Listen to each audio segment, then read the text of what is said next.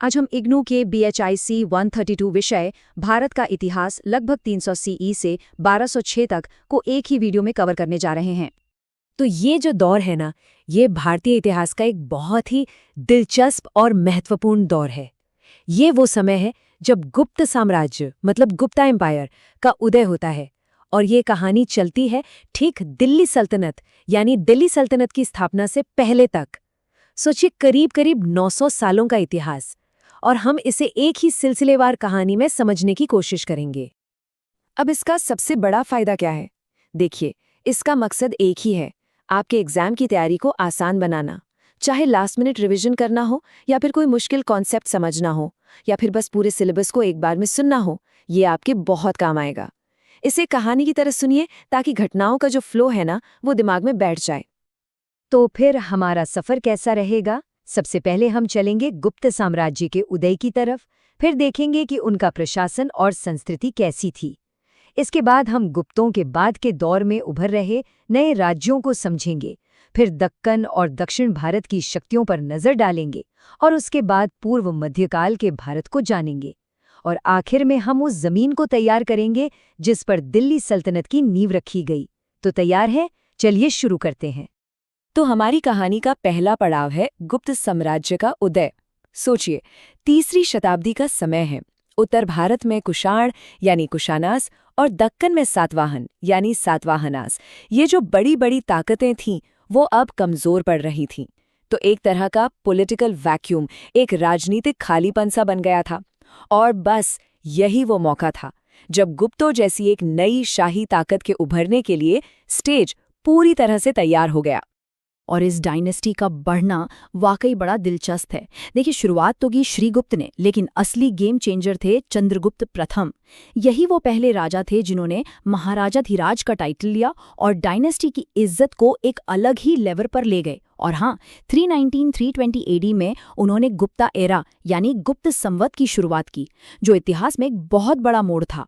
फिर तो आए समुद्रगुप्त और चंद्रगुप्त द्वितीय, जिन्होंने इस साम्राज्य को इसकी ऊंचाइयों तक पहुंचा दिया। अच्छा, एक सवाल मन में आता है कि हमें इन राजाओं के बारे में, खासकर उनकी जीतों के बारे में पता कहाँ से चलता है? तो इसका जवाब है प्रशस्ति में।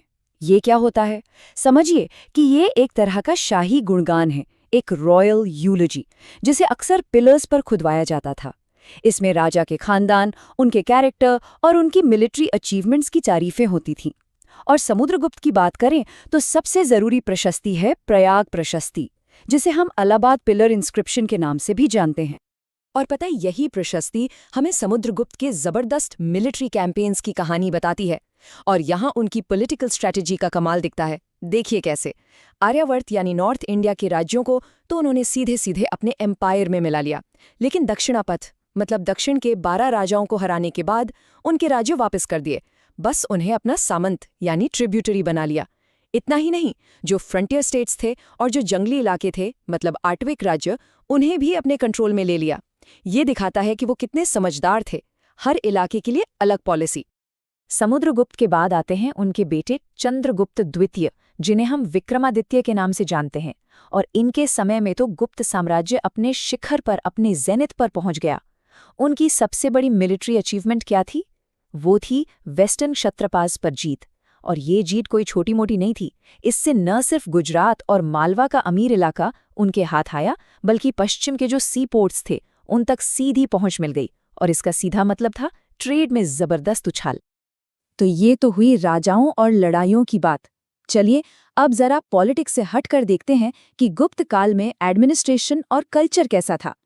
आपने सुना होगा, अक्सर इस दौर को इंडिया का गोल्डन एज यानी स्वर्ण युग कहा जाता है।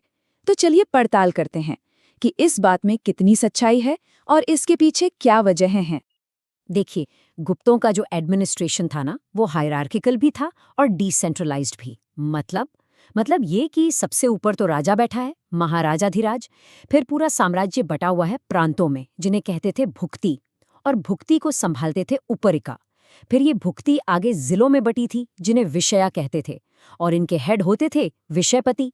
और आखिर में सबसे नीचे की यूनिट थी गांव यानी ग्रामा, जिसे एक हेडमैन ग्रामिक और गांव की काउंसिल मिलकर चलाते थे। एकदम साफ सुथरा सिस्टम था।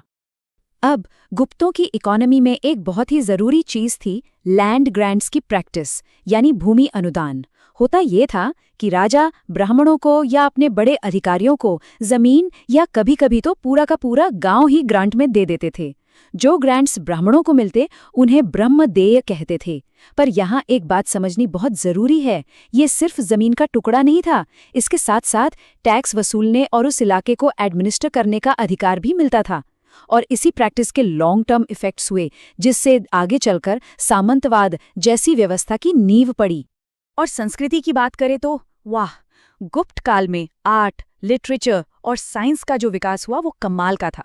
सोचिए, कालिदास इसी दौर में अभिज्ञान शाकुंतलम जैसे नाटक लिख रहे थे। आर्यभट्ट और वराहमिहिर जैसे जीनियस एस्ट्रोनॉमी और मैथ्स में दुनिया को रास्ता दिखा रहे थे। और आर्ट, कला तो बस असाधारण थी। अजंता की गुफाओं में जो ये खूबसूरत म्यूरल्स यानी भित्ति चित्र बने हैं ना, वो उस जमाने की आर्टिस्टिक जीनियस का जीता जागता सबूत है।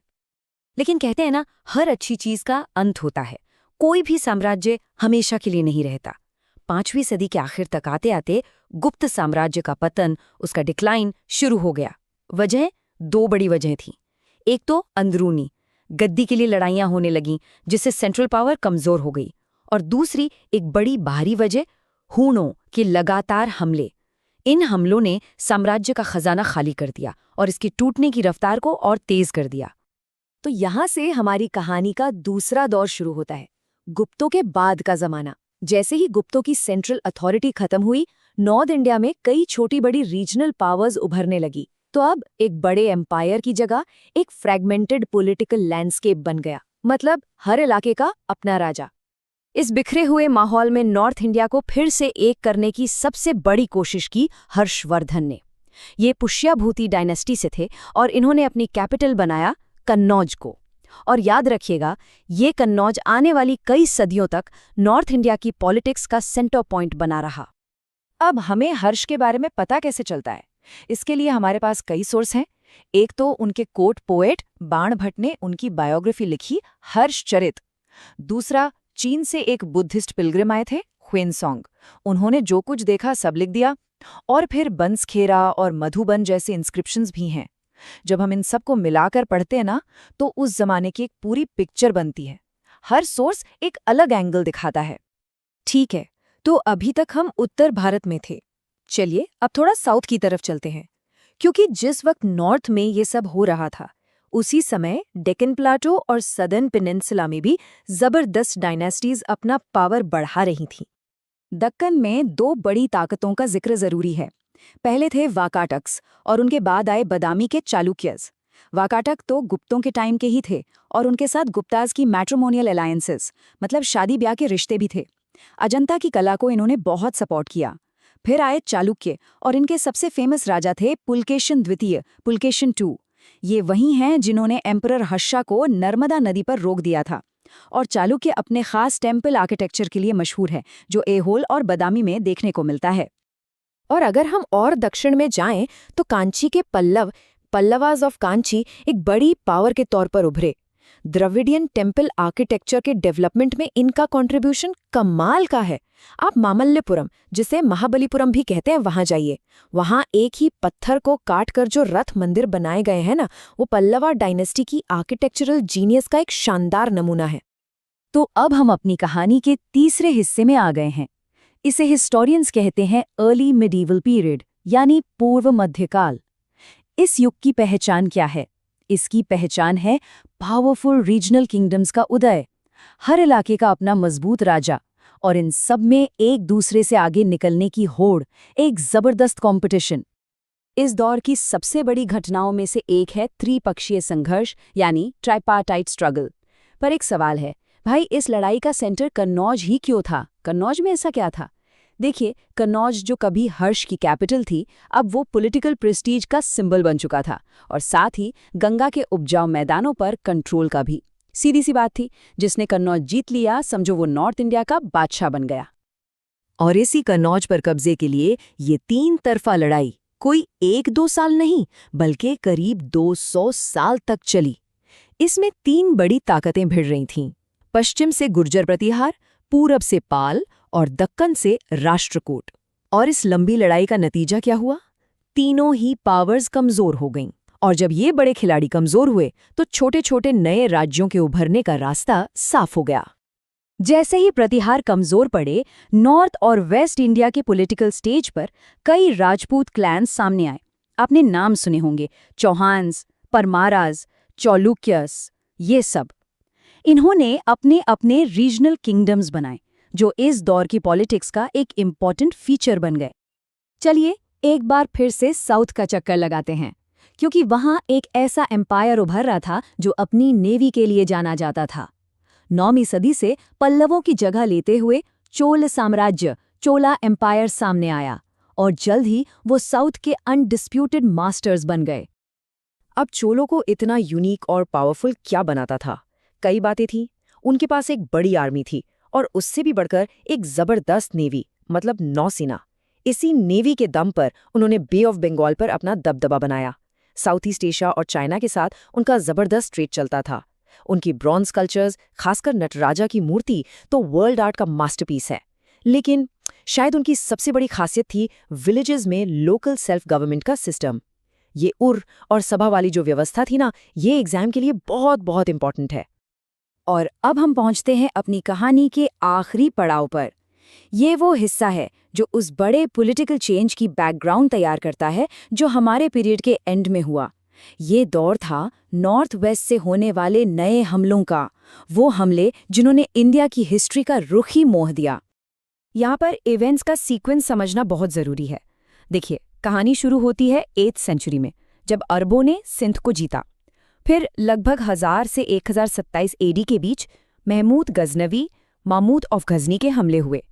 इनका मेन मोटिव था यहाँ से दौलत लूटना। लेकिन इसके बाद आए मोहम्मद गोरी, और इनका इरादा सिर्फ लूटपाट नहीं बल्कि यहाँ एक एम्पायर बनाना था। और 1192 एडी में तराइन की दूसरी लड़ाई, सेकेंड बैटल ऑफ तराइन, ये एक टर्निंग पॉइंट साबित हुई जहाँ पृथ्वीराज चौहान की हार हुई। और इन सब घटनाओं का नतीजा क्या निकला? नतीजा ये कि 1206 एडी में कुतुबुद्दीन ऐबक ने दिल्ली सल्तनत की नींव रखी।